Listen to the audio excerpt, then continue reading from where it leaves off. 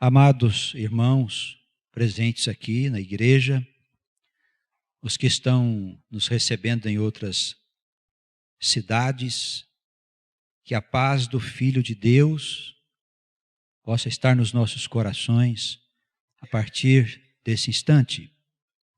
E que a sua palavra, ela penetre a profundidade do nosso ser e possa extrair de dentro de nós tudo aquilo que nos traz a infelicidade, que nos traz medo, que nos traz incerteza, insegurança. Só a palavra de Deus e o Espírito Santo podem fazer esta obra e que a obra seja feita não só aqui, mas em todos os lugares onde a palavra está chegando. Em nome de Jesus. Amém. Nós estamos num período de Páscoa. É sempre bom lembrar que a Páscoa começou lá no Egito Antigo, na história do povo de Deus, na nossa história, quando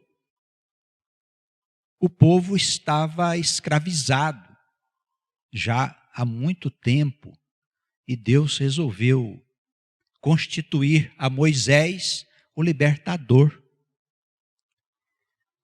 E depois de fazer vir sobre o Egito muitas pragas com grandes sinais, a última delas foi o motivo da libertação, a chamada praga dos primogênitos.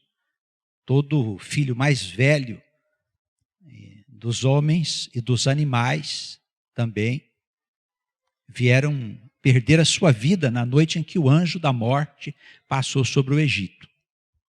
E para proteger as casas dos hebreus, do povo de Deus, o Senhor deu lá muitas instruções acerca de um sacrifício de um cordeiro, cujo sangue deveria ser passado no umbral, nas portas, ali nos batentes da porta, para que o anjo da morte, ao vir sobre o Egito, ele não entrasse naquelas casas que estavam sob a proteção do sangue do cordeiro.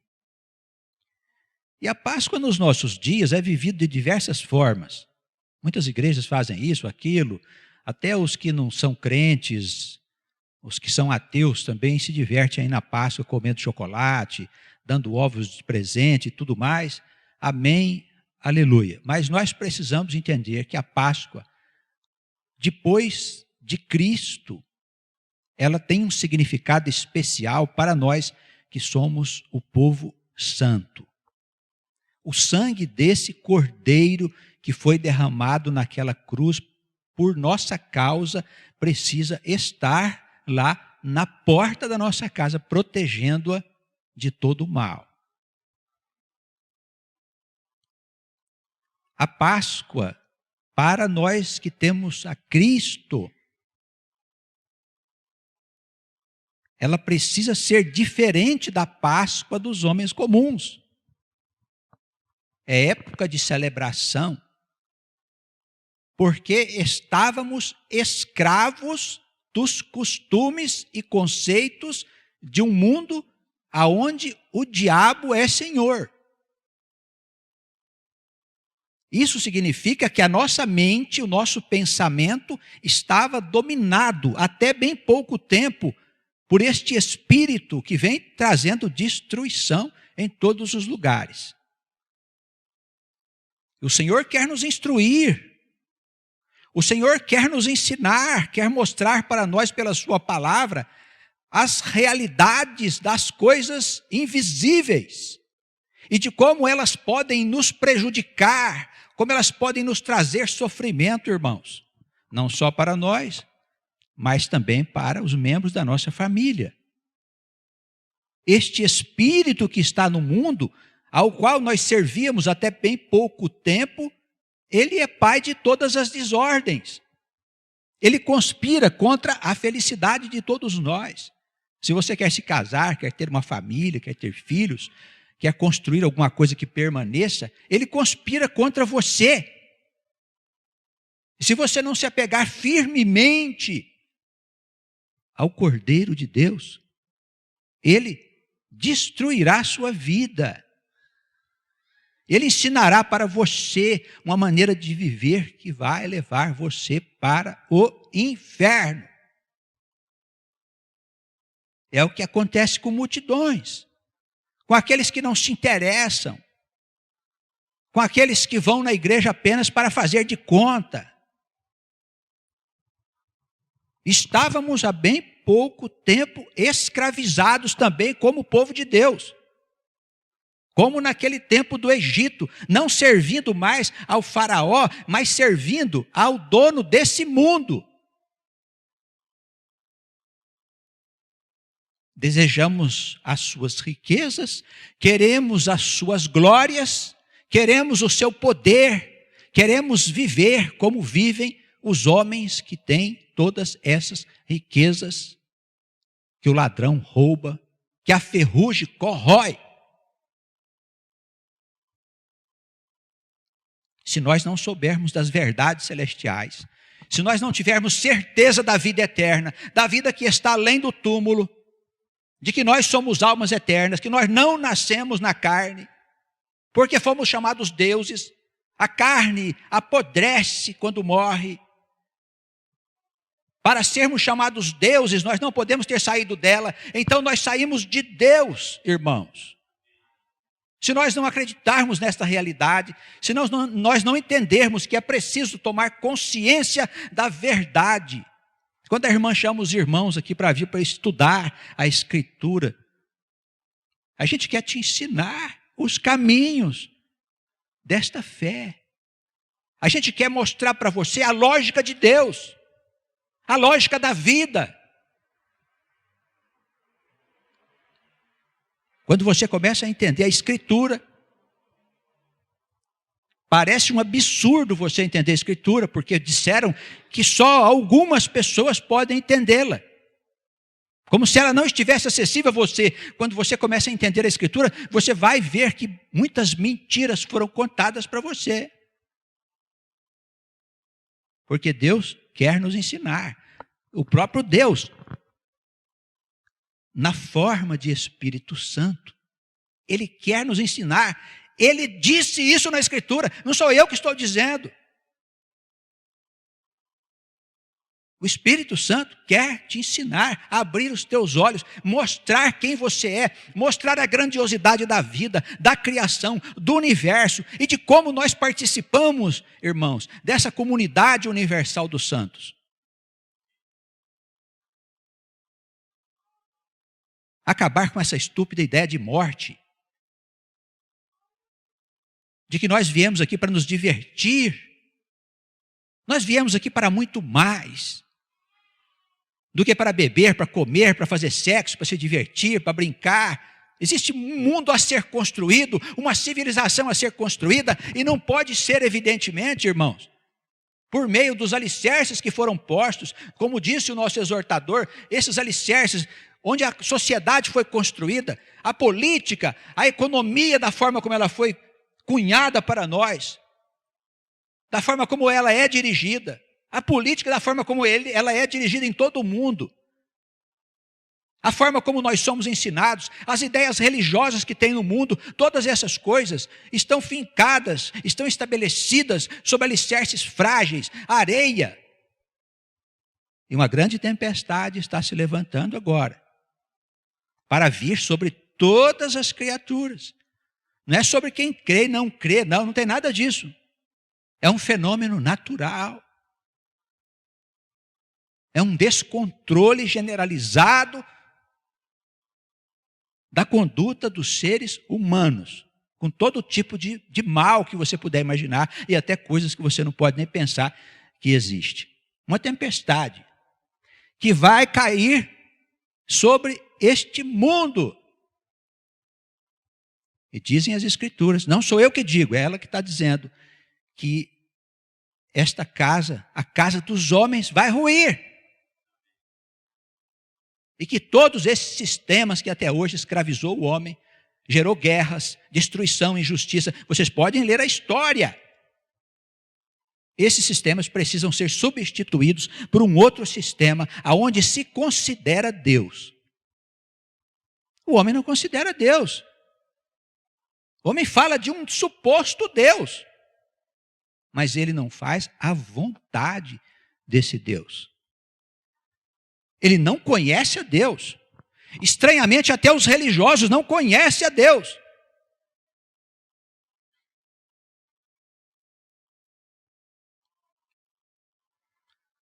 Nós ouvimos falar, pela boca de um pastor, a quem nós visitamos hoje,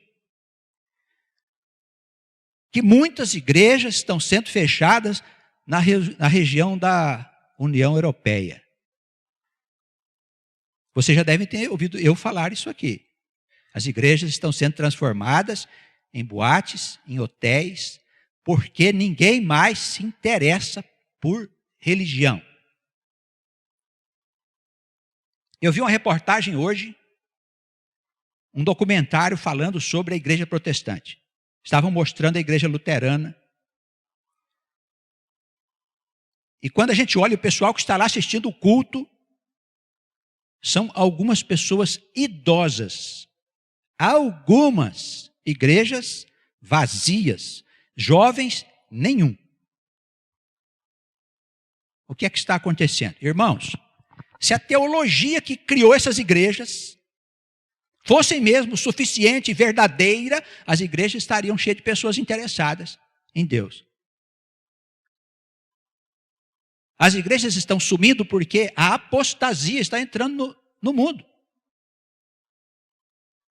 O que é apostasia? Desinteresse da alma por Deus. Não é estranho que a irmã venha aqui falar na frente, olha, vem aqui para vocês estudar a Escritura. Quantos vieram depois que você falou? Já falou várias vezes aqui, vieram muitos. Não, as pessoas estão desinteressadas. Por quê? Porque elas não têm noção do que é a verdade de Deus. Para elas, estamos numa simples igreja, onde a gente vai lá, faz as coisas que tem que fazer, vão para casa, continuar vivendo como homens e mulheres que vão morrer. Nós precisamos nos transformar em homens e mulheres que vão viver para sempre. Se não for desse jeito, não tem como construir uma nova humanidade. O sistema está falido. Vão fechar muito mais igrejas e vão fechar muitas igrejas aqui no nosso Brasil. Pode esperar. A apostasia já vem entrando já aqui no Brasil também. Mais ou menos com uns 10 anos de atraso, mas já está entrando aqui no Brasil para destruir a ideia da existência de Deus. As igrejas vão ficar vazias de pessoas novas. Vai sobrar só os velhos até que eles morram.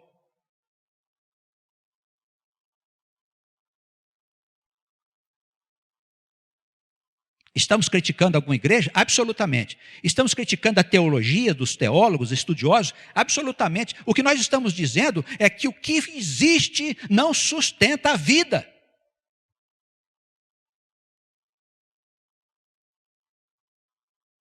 Nós, para sustentarmos a vida diante desse espírito destrutivo que está aí fora, nós precisamos de ter uma fé muito diferente do que a fé que tem aí fora. A fé não pode ser irracional. Nós não podemos crer numa coisa que nós não entendemos. Nós precisamos deixar de pensar que Deus está inacessível a nós, porque é um mistério. Não é mistério. Você pode saber da natureza de Deus, porque você é um Deus, filho do Deus Altíssimo. E Deus quer ensinar você a se transformar num homem, numa mulher diferente, que tem um ponto de vista diferente. Quando nós encontramos com Jesus, irmãos, Ele é a luz do mundo. Deve acontecer alguma coisa comigo. Se não acontecer, ainda que Jesus me ajude, ainda que Jesus faça boas obras na minha vida, se não acontecer da minha vida mudar, Jesus é divisor. Eu estou morto e não sei. Tem gente que está sentado na igreja morto. Morto. Está só vivo aqui olhando para a gente, ó. Mas está morto por dentro. Se você amanhã for atropelado na rua ali, bater com o carro, tiver um infarto, uma coisa qualquer, você está morto, você vai para dentro da região da morte. Vai acordar num lugar totalmente estranho. Lá está cheio de gente como você, que era indiferente à palavra de Deus, não tinha interesse pela palavra de Deus.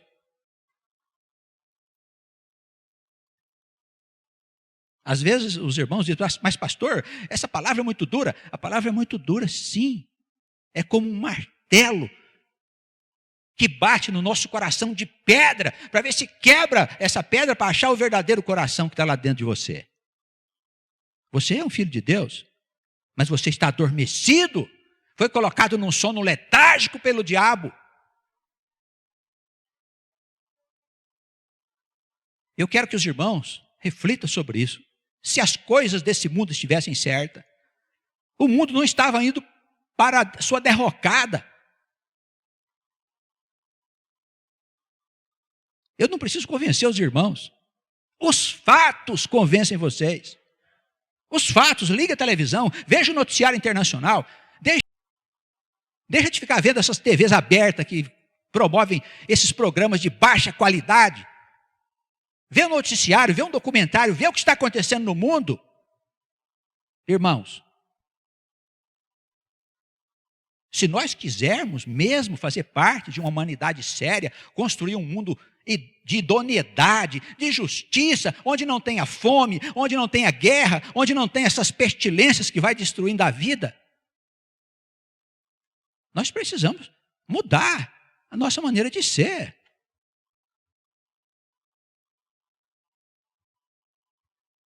Abra o Evangelho de Lucas, no capítulo 17. Vamos contar uma história parecida com a nossa história. No capítulo 17 de Lucas, a partir do versículo 11, Jesus fala de uma passagem que ele encontrou com alguns homens leprosos. Os leprosos, como nós sabemos, naquele tempo viviam isolados, porque a enfermidade não tinha cura. Hoje, graças a Deus, já tem cura. Eles pararam de longe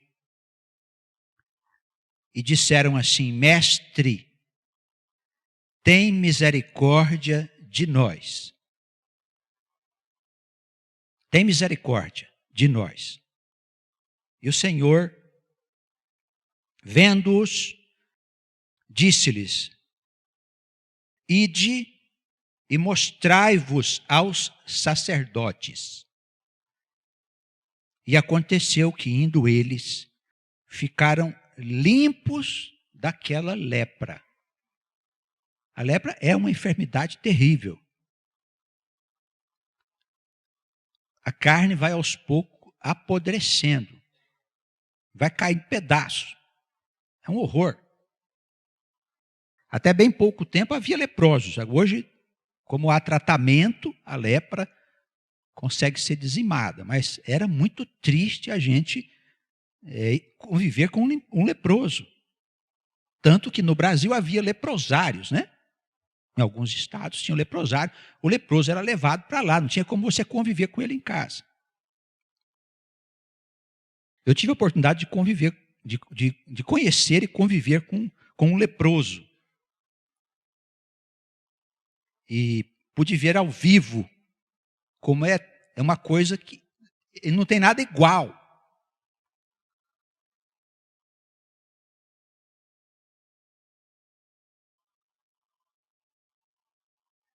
Moisés havia feito uma regra lá que dizia que o sujeito leproso, depois de ser curado, tinha que mostrar-se ao sacerdote para saber se ele poderia ser inserido na vida social novamente, na convivência com as pessoas que não tinham lepra.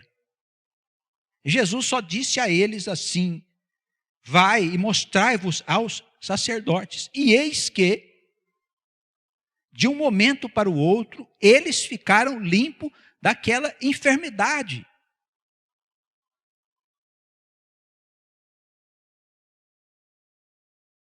um deles, vendo que estava são, voltou e glorificou a Deus em alta voz. Caiu aos pés do Senhor, versículo 16, com o rosto em terra, dando-lhe graças, e a palavra diz aqui que ele não era nem judeu, ele era um samaritano, não era daquele povo especialmente escolhido, ele era um samaritano. O judeu não gostava de samaritano, nem cumprimentava. Eles achavam que os samaritanos eram impuros. E a palavra diz, esse que voltou era um samaritano. E Jesus, então, vendo aquela situação ali, aquele homem de joelhos na frente dele, com o rosto em terra, agradecendo, louvando, ele perguntou, onde é que estavam os outros 9?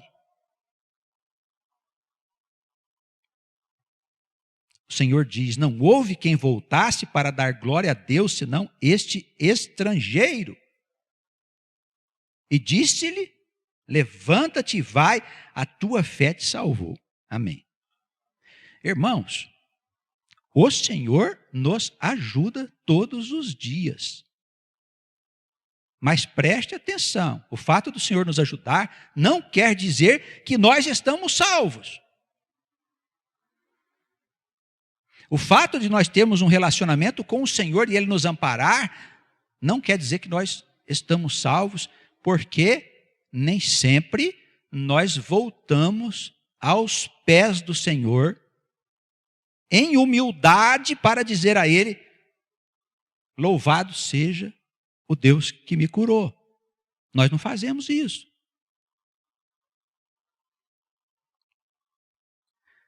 Tem vezes que nós temos um filho, uma filha que fica enfermo, vai para o hospital, o médico trata, a gente sabe que pode acontecer alguma coisa fora do normal, podemos correr um risco de perder aquela vida, e depois a pessoa sara, o nosso filho, a nossa filha vem parar na nossa casa.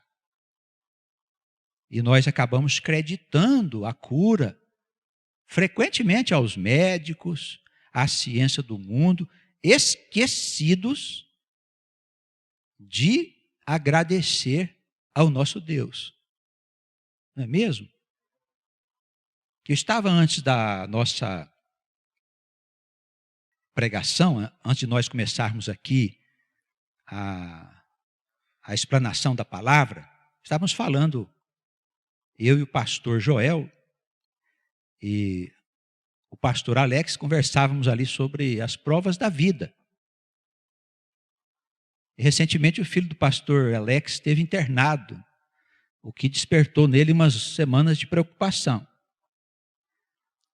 E nós também tivemos a graça, eu e o pastor Joel, de termos na nossa história de vida, tanto a minha filha quanto a do pastor, esteve em momentos graves internada no hospital, e nós sabemos que elas estiveram desenganadas pelos médicos. E nós estávamos falando há pouco, graças a Deus, porque elas estão aqui hoje moças, já quase se casando, por causa do Senhor, não foi por causa de médico não. Amém? Sofremos, choramos, achamos que a nossa filha ia embora. Mas o Senhor trouxe ela de volta. Então, temos que reconhecer a Deus em todos os instantes da nossa vida e falar da grandeza dEle, de como Ele é bom e misericordioso para com todos nós. Precisamos fazer como esse homem leproso que foi curado e voltou e se ajoelhou diante do Senhor e pôs o rosto em terra, quer dizer, com muita humildade, dizer, Senhor, é por tua causa, não é por nada não. E assim é o sustento que nós temos, é a casa que nós podemos comprar. Não é mesmo, irmãos? Quantas pessoas não têm sustento? Quantas pessoas não têm uma casa? A saúde que nós temos, a igreja que nos foi dada por Deus, os irmãos que estão aqui, que são a nossa família. Eis aqui a nossa família, dizia Jesus.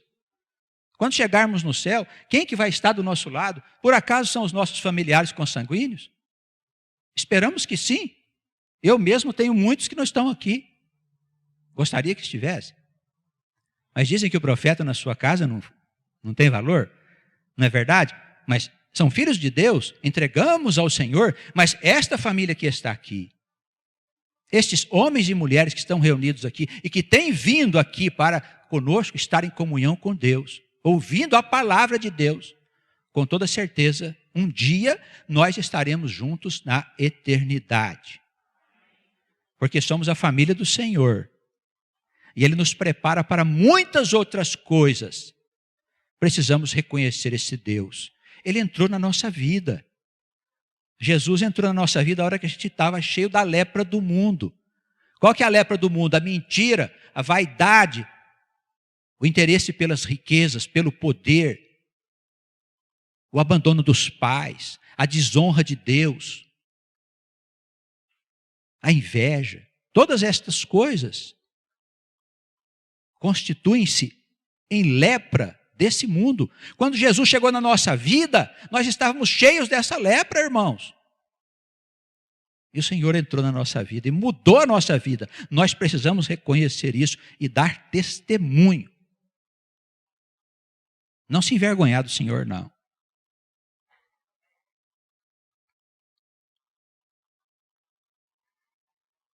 Ali por perto estavam os fariseus. Os fariseus eram homens que tinham um bom conhecimento da Escritura. Interrogavam sempre o Senhor. Diz o versículo 20, que eles perguntaram sobre quando havia de vir o reino de Deus que todos nós esperamos. Porque o que é que nós esperamos? Se nós não estamos interessados nas riquezas do mundo, nem nas suas diversões, no seu poder, nas suas coisas, o que é que esperamos? O reino de Deus, o novo mundo, a nova humanidade, novos céus e nova terra, no dizer do grande profeta Isaías. Perguntaram para o Senhor, quando é que vai chegar esse reino? O Senhor respondeu o seguinte: preste bem atenção, o reino de Deus não vem com uma aparência exterior. Não vai chegar nada lá de cima e mudar o mundo aqui e dizer, agora é o reino de Deus. Não vem com aparências exteriores. Nem dirão ei-lo aqui ou ei-lo ali, o reino de Deus está ali ou está naquele estado lá do outro lado, Minas Gerais. O reino de Deus está lá na Bahia, Bom Jesus da Lapa, ou lá no santuário de Lourdes, não é mesmo? Nossa Senhora de Lourdes, onde é que é? No México? Acho que é México, né? Pessoal, os católicos, cadê os católicos? É Guadalupe, México, né? De Lourdes, eu não sei onde é. Fátima é Portugal, não é? Enfim, o reino de Deus não está em nenhum santuário, em nenhum lugar físico. O Senhor diz que o reino de Deus, ele está entre vós. O que significa isso? O que quer dizer? O que ele está querendo dizer? O reino de Deus é estabelecido no meio de vós. De que jeito? Como? Se os irmãos puderem me acompanhar rapidinho, marque aí onde nós estamos no Lucas e vamos a 1 Coríntios 1:10. Quem não puder ir rápido para lá, aguarda aí que a gente já volta. Vamos lá, 1 Coríntios, capítulo 1, versículo 10. É só um versículo que eu vou ler aqui para os irmãos. Jesus disse, o reino de Deus está no meio de vós, está entre vós.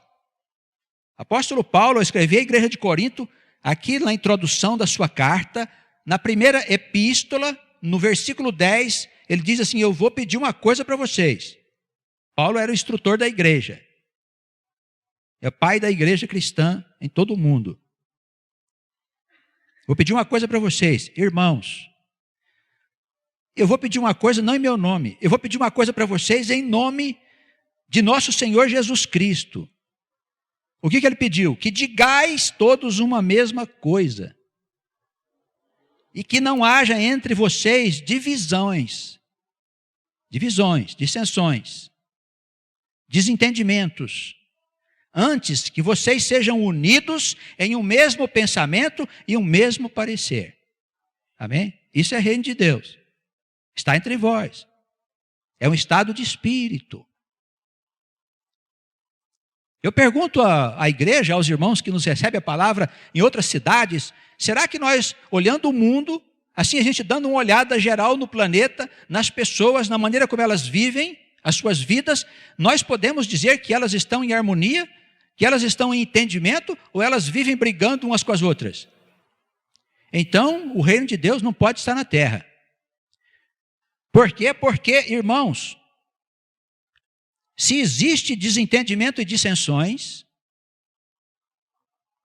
se as pessoas estão sempre se desentendendo, que é o contrário do que pede nosso querido Paulo, em nome do Senhor Jesus, o reino de Deus não chegou ainda. Então tem um outro reino por aqui. É o reino de quem? Do inimigo de Deus. Do inimigo de Deus. É o pai de todas as desgraças da vida das pessoas. Enganador, mentiroso, que está com seus dias contados. O reino de Deus vai ser estabelecido por uma verdade que vai estar entre nós. Verdade de quem? De algum filósofo importante da história. Sócrates, eu adoro Sócrates. Platão, seu discípulo, eu amo Platão. Filosofia de Buda. De quem mais? Os grandes sábios da história. Os pais da igreja. Santo Agostinho, os reformadores, Lutero, Calvino. Eles falaram sobre a verdade, mas eles não são a verdade. A verdade está na Escritura. É aqui que nós precisamos estabelecer uma unidade de vistas. Nós precisamos falar uma mesma língua. Porque é isso que vai nos manter unidos. E qual que é a nossa referência? Vamos imaginar que você vai fazer lá um remédio. Você precisa conhecer química, não é mesmo? Você vai lá nos livros, você vê lá os elementos que você vai misturar e tal, e vê como é que faz o remédio, não é mesmo? O engenheiro vai fazer uma casa, ele vai lá, projeta a casa. Eu quero a casa de 2 andares, 3 andares. Aí ele vai lá, faz um cálculo, não é? Pega o livro, como é que eu posso pôr uma casa de 3 andares, medida tal por tal, vai ficar não sei quantas pessoas em cima, mais isso, mais aquilo. Ele vai no livro, porque ele tem uma referência para a casa não cair, não é? Ela tem uma referência para fazer o remédio, para o sujeito não tomar o remédio e passar mal. Não é assim que é a vida, em tudo que vamos fazer? Irmãos, a nossa referência é essa. Aqui tem receita para remédio? Não tem. Aqui ensina a fazer casa desse mundo não. Não é verdade? Aqui ensina alguma coisa relacionada com a vida desse mundo? Absolutamente. Aqui só se ensina como a gente pode viver em união e em paz. É só isso. Esse é o reino de Deus. Bom, mas pastor, é só isso então? E o novo mundo? Bom, se a gente estiver em paz, a gente vai construir uma humanidade maravilhosa, concorda? Amém? Aí é com a gente. E Deus também estará no meio de nós, claro. Mas sem unidade de vistas, não é possível, meu irmão. Falando uma língua diferente, vocês têm assistido aí os acontecimentos políticos, é uma tristeza o que a gente está vendo no Brasil.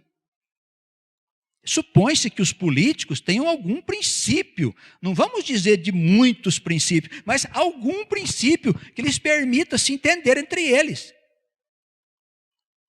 Não sei se é doutrina política, deve ser. Eles falam que eles têm lá um regimento no partido com os princípios e tudo mais. E aí depois nós vamos descobrir que a forma deles se entender é através de dinheiro. Não é mesmo? irmãos. Como é que pode um mundo desse ir para frente? Como é que pode as coisas darem certo se não existe unidade de vistas, se as pessoas não conseguem se entender? O reino de Deus é unidade de vistas. As pessoas precisam falar uma só língua, e a língua que nós precisamos falar é a língua da Escritura. Ela nos ensina a viver bem uns com os outros, a amar uns aos outros. Esse mundo está acabando por falta de amor. Ponto. Maior virtude, amor. Maior pecado, falta de amor. Eis a causa da nossa felicidade e da nossa desgraça. É só isso, irmãos. Jesus era perguntado por esses fariseus aqui, saduceus, sobre muitas coisas, acerca da doutrina dos mistérios dos céus, etc. e tudo mais. Ele dizia assim, a minha doutrina se resume em amar a Deus sobre todas as coisas, ao próximo como a ti mesmo. Isso resume tudo o que tem na Escritura. Então, se você quer você quer ser feliz, você vai casar-se? O casamento só pode ser feliz quando tem amor. Eu não estou falando aqui de amor da carne. É outro amor que eu estou falando. É o amor que ama. Ele não espera retorno, resposta. É outro amor. É o amor que tudo espera, tudo crê, que sempre vence. Essa é a sublime natureza do amor. Então a maior virtude é o amor. O maior pecado, a falta do amor. Voltamos a Lucas capítulo 17, versículo 22.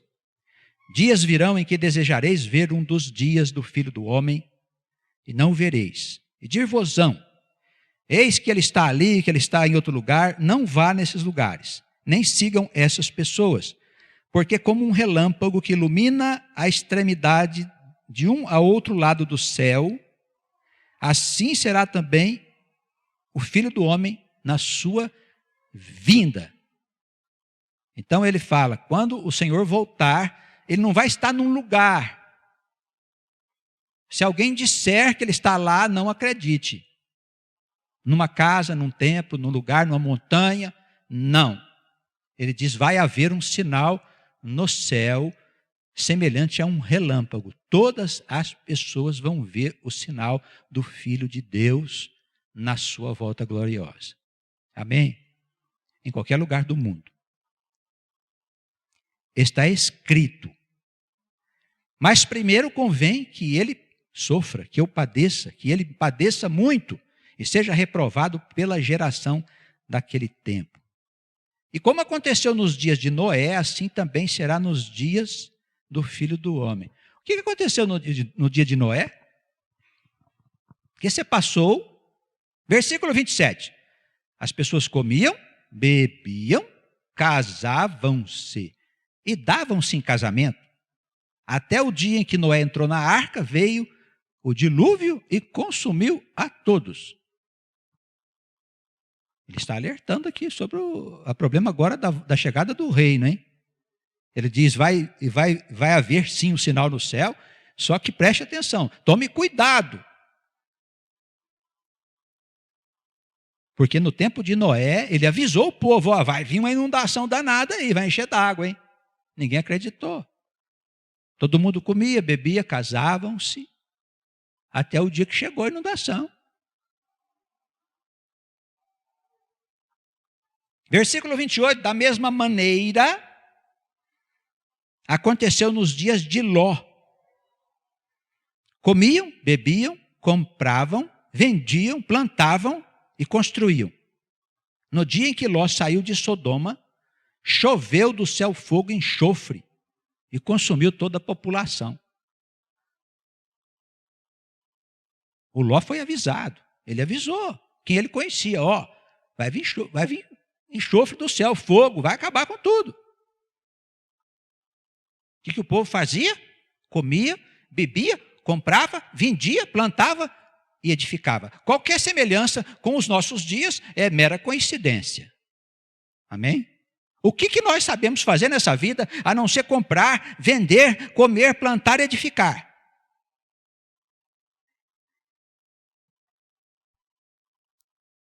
Estamos atentos ao aviso da palavra de Deus, que diz, olha, o dia vem que nem um ladrão. Como é que é o dia do ladrão? Você não sabe, você sai, vai passear, jantar com a esposa, quando você volta, o ladrão entrou na casa, aquela confusão, mexeram nas gavetas, tudo mais, tal. Você não espera, não sabe. O dia que o ladrão vem, o dia do Senhor virá repentinamente.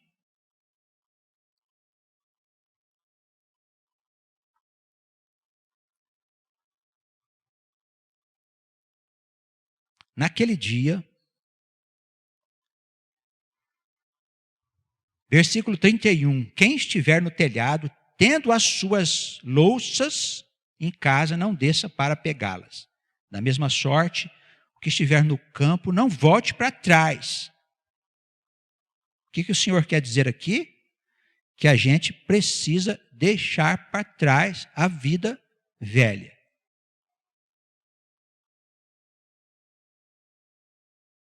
Olha como ele alerta aqui no versículo 32. Ó. Lembrem-se da mulher de Ló. O que aconteceu com a mulher de Ló? Os irmãos sabem? Ela virou uma estátua de sal, por quê? Porque quando elas foram saindo de Sodoma, o Senhor disse, não olhe para trás. A mulher dele gostava da vida lá em Sodoma, deu uma virada para trás, virou uma estátua de sal. Ele diz aqui, olha, é para deixar para trás a vida velha. Esquece da vida velha, você precisa de ter uma vida nova. Chegou a novidade que é Cristo. A nossa Páscoa é Cristo. Não pode você conhecer Cristo e continuar sendo aquela mesma pessoa que você sempre foi. A hora que chegar o reino, se você quiser continuar com a vida velha, olha lá, hein? Você pode se transformar numa estátua de sal. Bem, está escrito aqui. Qualquer que procurar salvar a sua vida, perdê-la-á, e qualquer que a perder, salvá-la-á. Meu Deus do céu. Será que o Senhor não gosta da vida? É que ele está falando aqui da vida terrena e da vida eterna. E nós ficamos preocupados em salvar a nossa vida terrena. Passamos a vida toda comendo, comprando, vendendo, edificando, cuidando do campo, do gado, da fazenda, sei lá do que, do carro, do celular. Nossa vida é isso, irmãos.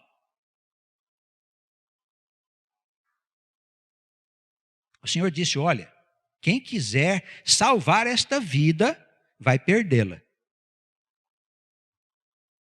E existem muitas passagens nas Escrituras que insistem em alertar para a gente, até o que você pensa que tem te será tirado. Até o que você pensa que é teu. Ele vai te tomar tudo, vai destruir tudo na sua vida. Quem tentar salvar a sua vida. Ah, não tem tempo para a igreja. Ah, não tem tempo para estudar. Ah, não tem tempo para saber. Estou ocupado, estou trabalhando, estou com um filho pequeno. Aquelas coisas complicadas, né? Tem mulher que quando pare, o mundo para. Rimou, né? De vez em quando rima. A mulher para um filho, acabou, não faz mais nada, não pode trabalhar, não pode vir na igreja, acaba tudo. Irmãos, não podemos deixar que esta vida atrapalhe a vida que realmente interessa, que é a vida eterna. Por isso Jesus disse assim, aquele que procurar salvar esta vida, vai perdê-la. E qualquer que perder, que deixar um pouco de lado, não é para deixar de tudo não, deixa um pouco de lado. Preocupado com a vida eterna, esse salvará a verdadeira vida.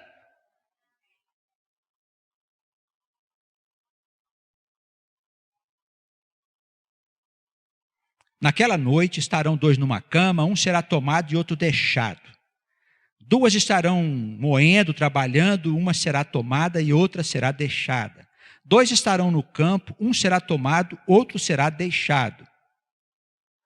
Isso não é arrebatamento, não. O Senhor está falando de separação, vai separar. Aí eles perguntaram para ele: Senhor, aonde é que isso vai acontecer? E ele disse: olha, as águias, elas vão ajuntar-se em volta do corpo.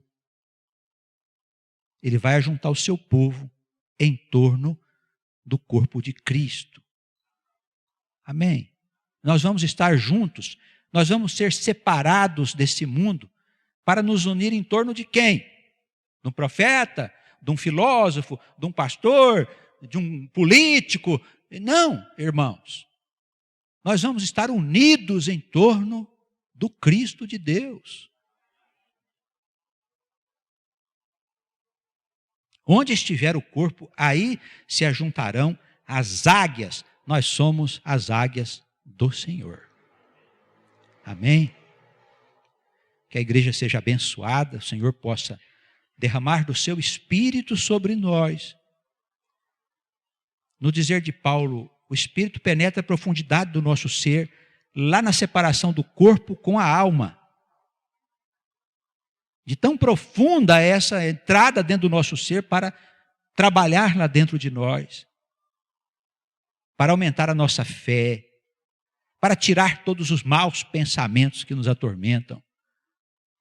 Que o Espírito tenha poder para nesse dia fazer esta obra de restauração, que a gente possa dar mais um passo no caminho da fé.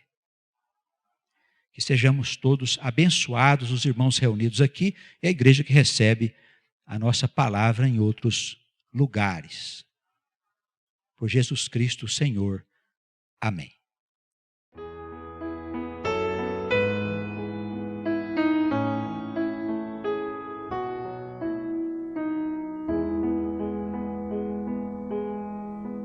O Senhor é meu pastor, o meu guia e rei. O Senhor é a força e a luz do viver. Ao seu lado eu sempre estarei.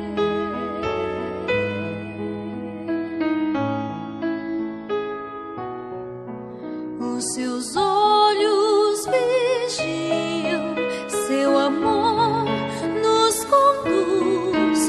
Minha vida darei ao Senhor. Confiarei em seus braços de amor. A bondade do Senhor nos dá força e vigor.